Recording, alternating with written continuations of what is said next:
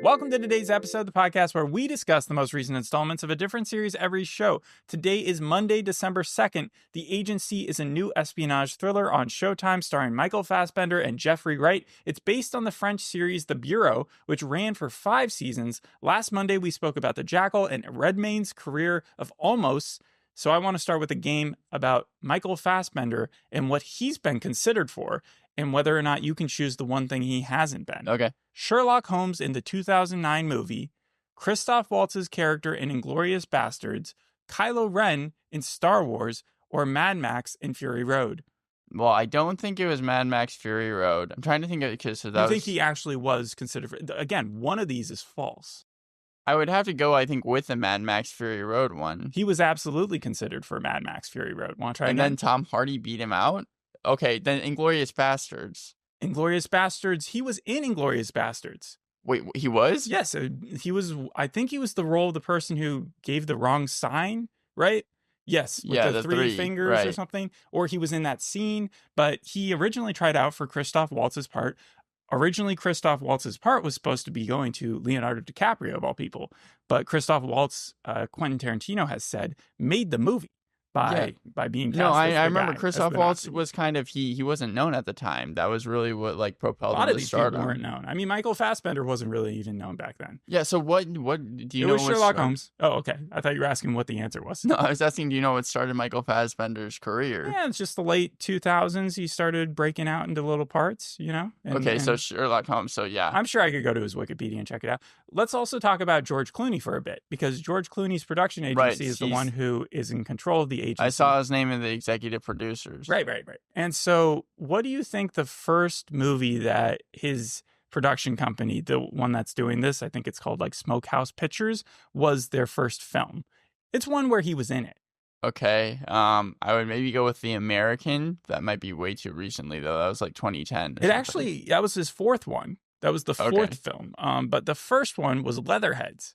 The 2007 like football rugby thing. Yeah, and John Krasinski was in it. And so that was the kickoff. He's done Leatherheads and The American, Ides of March, Argo, Ocean's 8, The Boys in the Boat, bunch more, Wolves, and then Wolves 2 got canceled. So this is nothing new, but I don't think he had too much hands-on in this series. What do you want to talk about? First, the comparisons. We can talk about the Day of the Jackal. One interesting fact is that in the 6th episode that we talked about, of the Day of the Jackal, he was flying from where to where? Do you remember? No, I don't. He was flying into Tallinn, Estonia. That's true. And they actually filmed part of this show in Tallinn, Estonia. So a lot of spy series like to follow the same things. I was noticing Homeland was probably my biggest connection. My biggest question was, is this like Homeland? Right. First season, for sure. Because we both watched the first 2 episodes. Yeah. You're going to go into the summary pretty soon. But the main character was Carrie, obviously, in Homeland. And she was suspicious of whether or not this guy who they had just rescued had turned double agent. Mm-hmm. While in this show, the main character is the one where we don't know exactly if his allegiance has been changed or more so if the person he's dating that he's trying to sneak around with. Samia, I think. Samia, yeah. If she, because he was supposed to break things off with her, is actually a double agent herself or working against him. And then the second episode when they're tying up Coyote, that reminded me a lot of The Americans or like an American-esque scene. Right, because in the first, or when was the season when they got kidnapped by their own people? That was the first season. And then, and they were tested to see if they That's the exact scene I was thinking of. I think it was even episode 6 for The Americans. 24 and also The Diplomat because it was dealing a lot with international affairs. The way Michael Fassbender goes full Jack Bauer at the end of season or episode 2, where he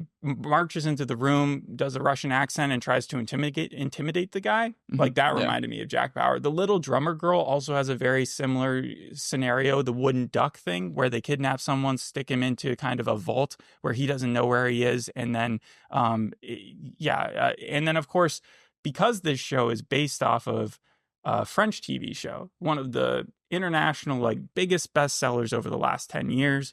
Everybody's saying don't copy it for that exact reason. Echo 3 was one that also did that, right? Because Yes. Echo was, you got to It explain was these based things. off of an Israeli series that I think came out in like the late 2010s. It starred the Frenchy person, and it was all Frenchie about from The Frenchy Boys. from The Boys. Yeah. But again, it was in a different language. I believe it was Israeli. Or, Israeli. I Yeah. mean, Hebrew, right? Yeah, and Yeah. so then it dealt with them, and I don't remember too much because I saw the first 2 episodes on it when we did the podcast. The point is it. that it was like a SEAL team or sniper team, and they were sent out there. This also kind of copies the same formula where they're dealing with the CIA in this version, but it's another agency in France, and they're saying, from, because I haven't watched that original series, that it's almost booked word by word. Strange. I wouldn't think so. The thing that I thought It's like was The Office, like the very beginning of The Office. I thought it was most closely related to, and not only because it was the first thing to pop up after the show, but Special Ops Linus, because it's also on Paramount Plus. You have a similar all-star cast. Michael Fassbender, I don't know. I don't think he's done a lot of TV. And then you also have Jeffrey Wright, obviously Westworld and the Batman, and Richard Gere. Just like how with Special Ops Linus, you had Zoe Saldana, Nicole Kidman, Morgan Freeman. And they also have similar names. Special Ops Linus, the agency. It seemed like it was kind of similar in that way as well, too. I think that Michael Fassbender has been in other TV shows. Richard Gere, though, has never, I don't think, starred as a main character in another television series. He's not in this series a lot. Yeah, and he said that he's probably not going to watch the full series. He doesn't like doing that. He's like Adam Driver in that way. But he did say it was also shot like a movie, so it wasn't too much of a difference. He had never worked with Jeffrey Wright before, or Michael Fassbender. Michael Fassbender had worked with Naomi, his handler in the show. Huh. She is Sam Waterston's daughter in real life, Catherine Waterston. Wow, okay. And yeah, I agree with Special Ops Linus, because there are about 5 storylines going on here, and one of them is about Danny. That's the protege, right? The young girl who's going to be sent into Iran. That was the storyline that I have the most hope for, the one that I found to be the most interesting. It's also the most concerning to me, because she's being sent in kind of in the same way with Special Linus, on the fly. It doesn't seem like she's quite prepared yet. She's learning street Farsi. She's like laughing when her interrogator or fake interrogator is trying to like teach her to stay calm.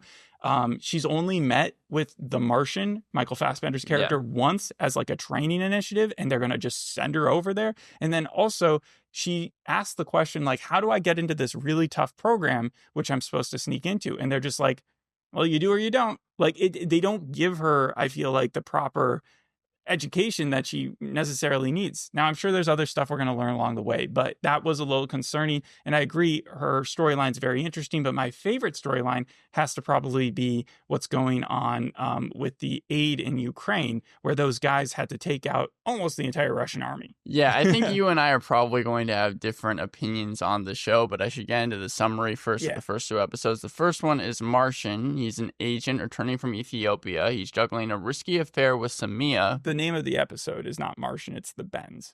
Right, but I'm saying Martian was, yes. Martian's the main character. And he is juggling a risky affair with Samia. Samia is also an agent. Stop there. I don't think it's a risky affair. He's been going around as this other identity for 6 years. So he has another life. Yes. Yes. And he's having an affair with this lady because she's married. Yep. But his handler at the CIA is like, that's totally fine. They're based in the handler is based in London, and she's giving him the all clear as long as he doesn't fall in love with this lady, and that he'll be able to break up ties when is necessary. And that's where the first problem comes into play, because he's asked to break ties right at the start and come back home, or what he considers home, where his daughter is, who he hasn't seen in like 6 years, blah, blah, blah, blah, blah. And so he breaks things off, but it seems like that relationship then comes back into play. Definitely by the end of the episode. Meanwhile, the agency faces crisis involving a rogue agent Coyote in Belarus, who, like 10 minutes into the episode, gets into a car crash. He's like weaving throughout He's weaving throughout the roads. Yeah. So while Martian is either coming home, he might even be called home. The Martian might have to break his cover in Africa or wherever he was, because of this situation with this other asset named Coyote. Coyote has a lot of information with him. He knows other agents' names. He knows of like several operations going on in the Ukraine. And when he was being tested for going out in the field, he kind of skipped over the part where he was supposed to stay to put together when he was drinking, because he was an alcoholic. The guy who was in charge of testing him felt bad for him, because he was like, oh, he's in the what's it called, in the system, or in the AA program. He's in the program, and so he let him get by with that by the excuse of, if I'm drinking, I'm already blown because I would never drink. That scene was just, to me, ridiculous, because there was so little buildup to him actually crashing into cars and just driving crazy. Okay, so you're talking about Coyote. Yes. When we see him the first time, he is drunk. He runs into a car, and clearly, like, he's nervous. He's racked, and he's just running away as fast as he can. And it's like a chase scene, but there's no one chasing him except for the cops eventually, because he goes around like it's Need for Speed. It was, like you said, it was our introductory scene to him, and it just suddenly kind of happened out of nowhere. I don't even know if we're going to see him cut again. to his storyline. Coyote? Yeah, because like we saw him get tasered, we saw him taken to the police, and then that's when the CIA went like nuts, because they were like, what are we going to do? What does this mean? Why is he in custody? And then suddenly he disappears. And that scares them even more, because it either means that he's been blown, his cover's blown, that he's in hiding because he's so ashamed, or because he's also working against them, or that the police have taken him to some other counterintelligence thing and not let anybody know about. All of those are necessary for the chief dude and Henry and the Martian to get together and really feel the plan as to what is the next thing that they have to do, right? To me, it felt like this was trying to be so many genres at once. It wants to be part steamy romance with Martian and Samia's relationship. It wants to be part mystery with what happened to the agent Coyote, as we've talked about. It wants to be part family drama revolving around Martian and his daughter as a mediocre relationship with. And it wants to be part political thriller dealing with Ukraine and Russia. But I feel like it fails on all attempts, because this was a really boring TV series. Right. So in episode 1, I kind of felt like the pacing was counterpart, where I immediately dismissed the show because it just felt boring. But I think it's all set up, you know? And I think the reason why some people who dislike this version over the French version is that the French version made it more organic, while this version is, I mean, it was written by really credible people, and it was shot by really credible people. You got the writers of Ford vs. Ferrari and Edge of Tomorrow behind the first 2 episodes. And then you also have Joe Wright, who did The Darkest Hour, Woman in the Window, Pride and Prejudice, Atonement, Hannah. Like, he's done a lot of movies. But it just felt like there was things that they could have cut out of the first episode. Like, again, we see Martian and his daughter, and that is like a full scene. She doesn't come back into play. Yeah, I think it's her name. Or maybe that was the Jackal daughter's name. I don't know. But his daughter, either way, she doesn't come back in the second episode. It felt like they could have cut that scene out, and it just would save time, because these 2 episodes equal out to almost 2 hours. Yeah. It kind of either felt like one gigantic 90-minute episode that they kind of extended and broke into 2, or it felt like you could kind of just skip the first episode. Now, you'd have to probably make a few jumps here and there, but like by the second episode, that's where the real information comes into play. The first episode is just about the Martian coming back, and you get some backstory about his life. Another thing I guess we want to talk about the first episode, again, we mentioned this. For a show called The Agency, it's very light on the action. Most of the action we get is on TV screens in the background, where we're seeing an explosion. In the second episode, that doesn't play. So in the first episode, I think the most action you get, if it happened there, was Coyote ramming his car into like several different police cars and stuff. Yeah. But the second episode, the whole storyline with Felix, I believe, in Russia or Ukraine territory, because they're supposed to be like aiding people who are hurt, when they are trying to escape out of there. Because what happens is Coyote has connections all across the map. Once he was almost handling people himself. And one of them was like a truck driver or someone who owned a business. And he was afraid, this Russian dude was afraid that he was going to get caught. And so he was making a run for it. And the CIA was doing everything they possibly could to like cancel his flights to America and make it more credible why he was leaving the country as fast as he was. Then they pick him up from the airport and they stick him into like a fake interrogation where he thinks that he's being controlled by the Russians. And that's where it's called, the name of the episode is The Wooden Duck. We've seen a lot of honey pot situations over the last 10 years. Because wooden ducks don't crack. They love to always, they love to talk about how like setups with Honey Pot. I remember Mr. Robot specifically, where they were going through but now I feel like the wooden duck is the new scenario where, they put him in the cell, they yell at him for a really long time, they torture him as much as possible without actually hurting him, and they make him believe that he has been caught by the Russians to see if he's actually a double agent and working with them. And because they've done all that, right? They at one point do believe that he is a Russian asset, meaning they have to pull their guys out of the Ukraine immediately. Well, he starts giving information to it. I forgot, before Martian puts on the mask, do we know that he's stuck in, do we know, because he's literally in the next room. He's in like this warehouse room that's right next to them. That the guy who they caught was in London's base right then and there, like he could go downstairs. Right. That was a reveal. But we did know that, like, he was close. Right. Like, that he definitely wasn't in Russia somewhere, right?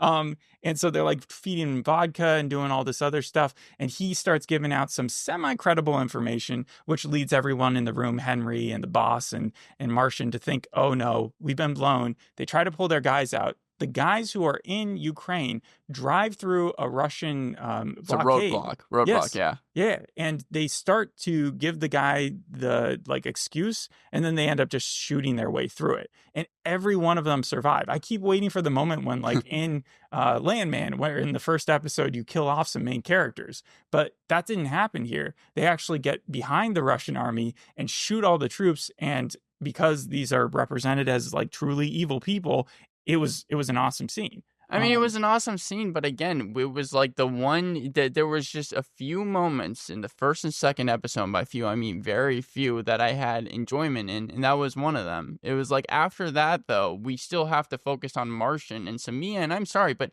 Samia's storyline never ever appealed to me. The first 5 minutes of the series, which any college professor can tell you is supposed to be the part where you intrigue the viewer, is him having to break up with her. I just found that boring, and it never, I thought, got better as it went on. I agree that their relationship really needs to be, in order for it to have felt like you have emotion towards them, you kind of need to see other than just them talking about this affair that they're having. I've heard that in the original series that the woman who played that love interest did a better job of communicating, I guess, that role. But the actress herself is fairly famous. She's from Night Flyers. We've seen her in Bad Monkey. Yeah. And she was married to Joshua Jackson, I think, for a while. Like, she's a really good actress. I just don't think that we've seen enough backflashes or whatever, because they do backflashes. And the show isn't, it's a slow burn, but it's also really smart in that it doesn't dumb it down. Like, if you didn't understand why they stopped believing that the Russian guy was a Russian agent, it could go over your head really quickly. Because he just mentions the fact that they were using War and Peace as names that they were trying to get out of this guy. And the fact that he was agreeing with them meant that he was bullshitting the whole entire way through. And you really couldn't get that if you had just been sort of half paying attention. But it comes down to the pacing. I don't think it comes down to the acting at all. You have the talent. Michael Fassbender, all those people, they do fine. I just feel like they are given absolutely nothing to work with. There's just a lot of stories happening all at once. And that's where I think the second episode showed you how the show could be, where it's like every episode could amp up each one of those stories. We haven't even gotten to the point where Danny actually finds herself in Iran, and she's, I would assume, going to be able to get pretty far into that undercover operation. Yeah, she has a high-stakes appointment targeting an Iranian professor. Again, that to me is the most interesting story out of the whole series. Like, if you were to, I would rather have a full series dedicated towards Danny, because again, like you said, she's the protege. That's supposed to be the thing that's actually interesting.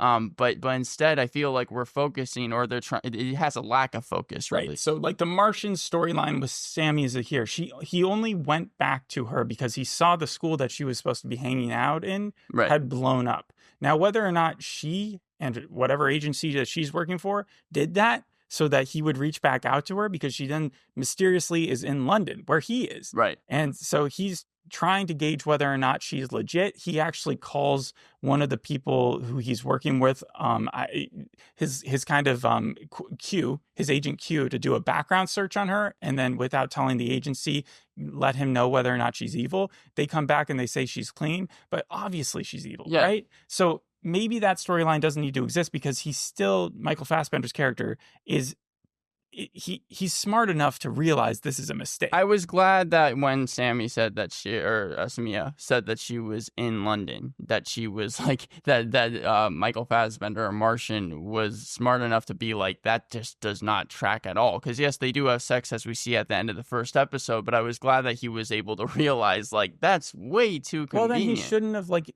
called her. He shouldn't have met with her. I know. Dodged his unit who was tracking him. Like, it seems so risky, and he just thinks he's smarter than everybody else. Now, 6 years of a loving relationship, they're trying to make the argument, is the thing that's caused him to go out on a limb like this.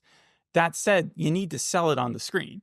And right now, their relationship has had so little airtime that if that's really the focus they want to go towards, they have to show you scenes that would make that love believable. Yeah, by the end of the second episode... I'm not talking about sex scenes. Yeah, go ahead. Martian goes to kind of the college that Samia says that she goes to and realizes she's not there, right?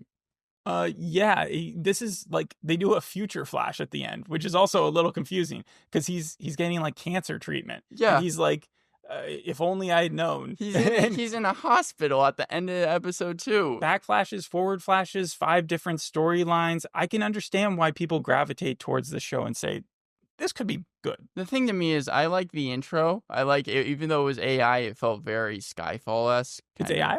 I don't know. You could tell me it was AI. I wouldn't be surprised, is what I was trying to say. It kind of looked like it, but I like saying the opening credits. Yes. All opening credits look the same to me nowadays. I like the song in the background. Like I said, it was Skyfall-esque. You see all the different characters. It's just when it actually came to the content on screen, that's where I had a huge problem with this series. So you just didn't like any part of the storyline at all? Yeah, really. I mean, when you have... Even the doctor, so like, because the agency isn't complete doofuses. In fact, Henry's character, the guy from Westworld, right? He is saying, well, maybe the Martian is suffering from some disorder, post-mission disorder. And so they bring in this doctor from a different unit, and she is supposed to be tagging along with him. And I did like her scenes because when she went to to get the brother of the guy that they're interrogating and give him an excuse by having him check him into a hospital, she's then put on the spot by the Martian to have to come up with BS, kind of to put her in the mentality of like, yes, we have to lie a lot.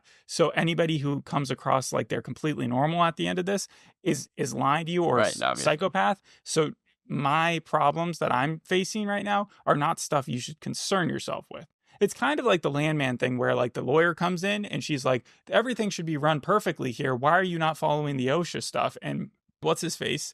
Billy Bob Thornton comes in there and he's like, smoking's actually really good, and oil is better than any other electric means of energy, blah, blah, blah, blah, blah. Yeah. I guess to me, the biggest problem was how it was ran. There are so many other shows recently that are spy shows that I think are better than this. Day of the Jackal, Mr. and Mrs. Smith, Slow Horses, The Recruit, The Old Man, just to name a few. Hit Monkey? Sure, Hit Monkey you can throw in there. And even though I did think that there were some cool shots in there, there was even a cool one-shot take that they did at the end of the first episode, right before they're about to have a meeting. I'm still just going to give this a 4 out of 10. Definitely does not pass for me. I would say because of the second episode, it's a 7.5. But the first episode alone, had it just continued on that track, I would have given it a 4 as well. The bugs in his apartment. He knows he's being bugged. They know he's being bugged. He's supposed to be bugged. But the fact that they don't, in this day and age, have television bugs, like that you're not able to see them, even in Homeland, in the freaking, 15 years ago when that came out, Carrie had outfitted the person's house with a bunch of television little programs. I'm not saying in the bathroom. It's fine that he was making cell phone calls in the bathroom. I'm okay with that. But the fact that those bugs are so ginormous and that all they do is listen to audio, something that they could have done in like the 60s, like it just doesn't make sense why they're not spending up on just making sure that this guy is, after 6 years and with everything that he's being told and knows about the CIA, is not under more surveillance that they can just check in on. He was able to find like 3 of them, right? He knew that they were all around his apartment. But again, that's the part where it's like, put them in an obvious place where he can even see them. He knows why he's being tracked and watched. He knows that it's going to happen for months upon months. So why are we skimping on like making it just the most measly audio filtered ones, you know, the ones that can be drowned out by some water, by a faucet, rather than television cameras, you know? Yeah. Put some CCTVs in there. All right. That's my only complaint. I think Danny's storyline, like you, will turn out to be better. You won't check out any more episodes. No. I might How skip many through episodes is it supposed to be? 10. 10. Okay. Richard Gere, I think, did a good job. Like, he was a very serious dude, and I enjoyed seeing him on the screen. I felt like every single character was just so stereotypical. He, to me, was just the mad boss because he's in charge of everything. He's even Henry's boss, and he's like talking to that one guy. I forgot what his name is, but he's like really mad at someone who he doesn't know is in the room. His first scene. Oh, and we didn't even mention Dominic West is in this. So it's funny because the original creator of the first series, The Bureau, he talked about how every other great series, Boardwalk Empire, The Wire, they all had 5 seasons. Right. And that's why he made his 5 seasons. And then they have Dominic West showed as like, I don't know, the president or like someone who was an even higher up than Richard Gere make an appearance in that first episode. That's the part where I was like, that's pretty cool as far as a cameo I was not expecting. I didn't even recognize him. Honestly, I know who you're talking about. Exactly like he's always looked. He's the way that he looked in the affair. Affair. He's older. Yeah. What else do I want to say before we end this? Oh, there's other countries that have mentioned that they might make the Bureau into a television show. Originally, when George Clooney's company picked it up, it was supposed to be called The Department, which sounds way boring. Yeah. So I'm happy they changed it to The Agency. It might be like the new Citadel type of thing, except it's not taking place all in one world. No, it was just that it's so popular that I think like there was a Turkish version and like all these other versions that wanted to get made. But yeah, we'll leave it there. Thanks for listening. We'll see you on the next episode. Hope you enjoyed this one. Bye. Bye.